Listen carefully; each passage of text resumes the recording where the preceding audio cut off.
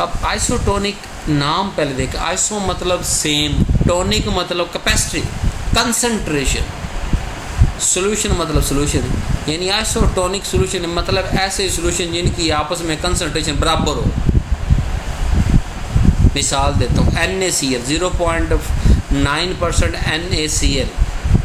अब जो 0.9% NaCl जो सोल्यूशन है वो हमारी बॉडी के साथ मैच करता है, बॉडी फ्लूइड, चाहे वो आँखों में है चाहे वो ब्लड है।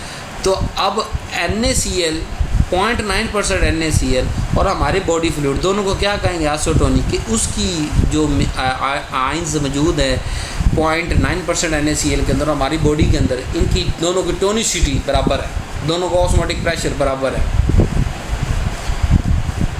अब if the solution is placed, अब यहाँ थोड़ा सा समझाया गया है कि हाउ द टोनिसिटी एस्टैब्लिश, या कैसे हम बनाते हैं, कोर कॉन्सेप्ट दिया गया। मैं आपको अपने लफ्ज़ों में बता देता हूँ कि लेट्स सपोज हमारे पास एक परमिएबल मेम्ब्रेन है, परमिएबल ओनली टू सॉल्वेंट, कि सॉल्वेंट को गुजरने देगी, सल्यूट को नहीं गुजरने देगी।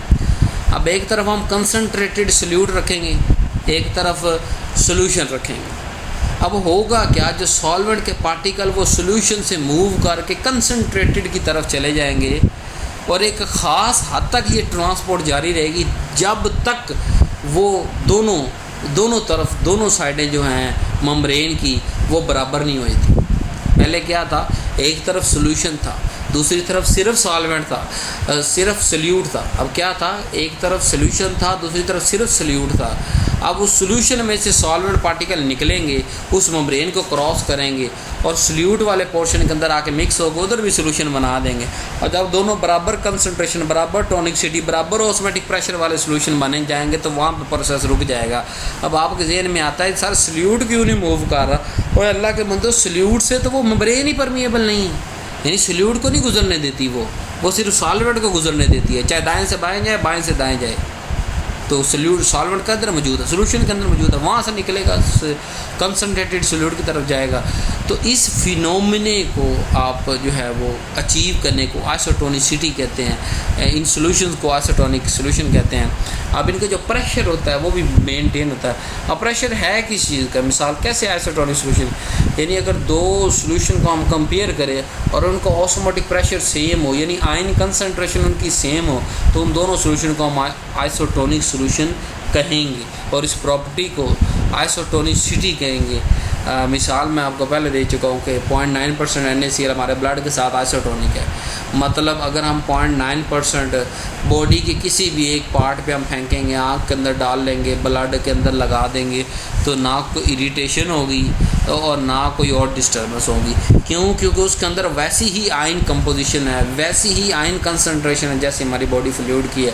तो इसीलिए इस चीज़ से बचने के लिए, कि इरिटेशन से बचने के लिए, यानी अगर हम 0.9% NaCl की जगह कोई और सॉल्वेंट लगा देते हैं जी, एम ही उठा के जी हम लगाते हैं जी 9% है सोडियम कार्बोनेट, तो वो तो हमारी बॉडी से हाइपोटोनिक हो जाएगा। हाइपोटोनिक मतलब ज़्यादा मिकदार में हो जाएगा, तो वो हमारी बॉडी के अंदर जो है वो रिएक्शन करेगा, वो इरिटेशन काज करेगा, ब्लड के अंदर घूमता हुआ वो एक अलग से पार्ट महसूस होगा। लेकिन अगर वहीं हमारे 0.9% सोडियम कार्बोनेट की ड्रिप लगी हो तो हमें पता भी नहीं होगा, हमें ऐसे ही लगेगा जैसे हमारा खून दौड़ रहा है, हालांकि उसके अंदर खून के अंदर 0.9% सोडियम का भी 1 लीटर 1.5 लीटर घूम रहा है, या 100 ml जितना हमने लगाया। तो अब इस एक नए टॉपिक की तरफ हम शिफ्ट हो गए, जैसे मैंने लफ्ज़ इस्तेमाल किया हाइपरटोनिसिटी और हाइपोटोनिक। हाइपो मतलब कम, टोनिक मतलब आयंस, जिसके अंदर आयंस की कमी हो। मिसाल 0.7% सोडियम, 0.9। अब 0.7% वाले जो सोडियम का सोल्यूशन हम बनाएंगे, अब ये सोल्यूशन कैसे बनाते हैं, अच्छा ये भी आपको बता देते हैं यार, आपकी ये बेसिक इन्फॉर्मेशन है, बता देते हैं।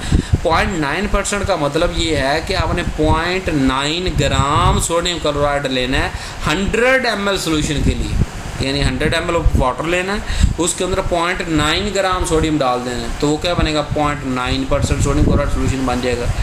अब मिसाल 0.7 वाले के अंदर हम क्या डाल रहे हैं, 0.7 ग्राम NaCl, तो वो क्या होगा, उसके अंदर आयंस कम ही होंगे ना, सोडियम और क्लोराइड कम हो गए, तो उसको हाइपोटोनिक कहेंगे। अगर इसी तरह 0.9 की जगह 1% यानी जो है वो हम 1 ग्राम पूरा डाल दें, 0.9 ग्राम की जगह 1 ग्राम डाल देंगे तो वो हाइपरटोनिक हो जाएगा। हाइपो और हाइपर की समझ आएगी। हाइपो मतलब कम टोनिसिटी, मतलब इससे कम जो होगा वो हाइपो है, और इससे ज़्यादा जो होगा वो हाइपर है, तेज़, ज़्यादा। अब अगर हम हाइपोटोनिक सोल्यूशन लगाते हैं, मिसाल मैंने आपको कहा ना कि हम आइसोटोनिक सोल्यूशन तो बड़ी इस्तेमाल करते हैं, NaCl ड्रिप लगाते हैं, लीटर सारा अंदर फेंक देते हैं, कुछ परेशानी नहीं होती। हम मिसाल देते हैं कि हाइपोटोनिक अगर हम लगाएंगे क्या होगा, जब ये बॉडी के अंदर जाएगा ना तो जो बॉडी का सिस्टम है वो अपना पानी लॉस कर देगा, और ये जो पानी है वो यानी कि ये जो हाइपोटोनिक सोल्यूशन होगा ये हाइपोटोनिक है ना, बॉडी हमारी क्या हो जाएगी हाइपर, क्योंकि उसका सोल्यूट ज़्यादा तेज़ होगा, उसके अंदर सोल्यूट ज़्यादा। तो ये वाला सोल्यूशन जो हाइपोटोनिक है अगर हम लगाते हैं तो ये अंदर जाकर अपना पानी सारा छोड़ देगा। जब ये अंदर जाकर अपना सॉल्वेंट ये पानी छोड़ेगा तो हमारी बॉडी अब्जॉर्व कर लेगी। जब हमारी बॉडी अब्जॉर्व करेगी तो हमारे रेड ब्लड सेल की हीमोलाइसिस स्टार्ट हो जाएगी। तो डिस्टर्बेंस तो आई ना, हाइपोटोनिक है नहीं लगाना। हाइपरटोनिक की बात करते हैं, जब हमारी बॉडी के अंदर हाइपरटोनिक लगाए तो क्या होता है, हमारे जो बॉडी के सेल है वो बेचारे हाइपोटोनिक होते हैं। हाइपोटोनिक बाहर से आ रहा होता है तो वो भी बेचारा अपने बॉडी के सेल पानी छोड़ना शुरू कर देते हैं, वो श्रिंक कर जाते हैं। और जब सेल श्रिंक होता है तो आपको पता है कि सबसे पहला सेल की डेथ श्रिंक से स्टार्ट होती है, उसके बाद सारी डेथ की स्टेजेस आती हैं। तो ना तो हमने सेल जो हमारा बॉडी का सेल है उसको श्रिंक होने देना है हाइपोटोनिक लगा के, ना ही हमने अपने रेड ब्लड सेल बनने देने हैं हाइपोटोनिक लगा के।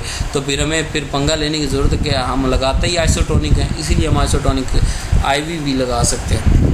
तो वाटर फॉर सोल्यूशन जो है ये जो वो जैसे मैंने आपको बताया पेनिसिलिन V के अंदर वाटर, इस तरह और बहुत से जो पाउडर एज ए इंजेक्शन यानी कि ड्राई पाउडर फॉर इंजेक्शन आते हैं ना, फॉर सोल्यूशन या फॉर इंजेक्शन आते हैं, उसके अंदर हम वाटर फॉर इंजेक्शन डालते हैं। ये NaCl 0.9% NaCl डालते हैं, फिर उसको हलाते हैं, वो जो पाउडर होता है वो उसके अंदर मिक्स होता है, उसको फिर हम लगाते हैं। तो इस तरह ये आइसोटोनिक सोल्यूशन की हमारी लाइफ के अंदर बड़ी इंपॉर्टेंस है। अब इसकी मिसालें हम अपनी बॉडी से बाहर एक स्टिमुलस भी बना सकते हैं। यानी मिसाल दे रहा हूँ आपको, ये आप आगे जाके 5वें साल में पढ़ेंगे, डॉक्टर ऑफ फार्मेसी वाले स्टूडेंट तो पढ़ेंगे, आप शायद थोड़ा सा कम पढ़ेंगे। टेस्टिस QC और QA के जब अंदर जाएंगे ना तो आप वहाँ जाके देखेंगे कि जो हम डिसोल्यूशन कर रहे हैं या डिसइंटीग्रेशन कर रहे हैं तो वो आइसोटोनिक सोल्यूशन के अंदर कर रहे हैं, और हम उसको प्रेडिक्ट यही करते हैं कि बॉडी के अंदर भी ऐसा होगा। यानी हम जो रिएक्शन यानी ड्रग डिज़ोल्व कर रहे हैं वो एक कंटेनर के अंदर कर रहे हैं, उसके अंदर एक ख़ास लिक्विड डाल रहे हैं, लेकिन हम उसको प्रेडिक्ट इसी तरह करते हैं कि ये बॉडी के अंदर भी इसी तरह डिज़ोल्व होगी। क्यों? क्योंकि हमने फिज़िकल इन्वायरमेंट बाहर ही बना ली है। इस तरह ये बैलेंस ऑफ इलेक्ट्रोलाइट करने के लिए भी इस्तेमाल होता है, इस तरह ये फिजियोलॉजिकल कंडीशन बनाने के लिए भी इस्तेमाल होता है, मेडिकल पर्पसेस के लिए भी नॉर्मल सलाइन जो है वो हमें लगाना पड़ता है बाज़ जगह, और सलाइन जो है वो नेज़ल वॉश के लिए भी यूज़ होता है, ज़ख़म धोने के लिए भी यूज़ होता है। ड्रिप लगा इसके अंदर इंजेक्शन लगा के, कोई सीवियर इंजेक्शन है, टाइट इंजेक्शन है, थोड़ा सख्त है, हार्ड है, उसको डायरेक्ट इंजेक्शन नहीं लगाते, हम उसको NaCl के अंदर 0.9% NaCl के अंदर मिक्स करके लगाते हैं ताकि कोई रिएक्शन इरिटेशन ना हो। So thank you very much for this lecture. बाकी अगर आप लेक्चर देखना चाहते हैं तो इस चैनल को सब्सक्राइब करें और शेयर करें। Thanks for watching. अल्लाह हाफ़िज़।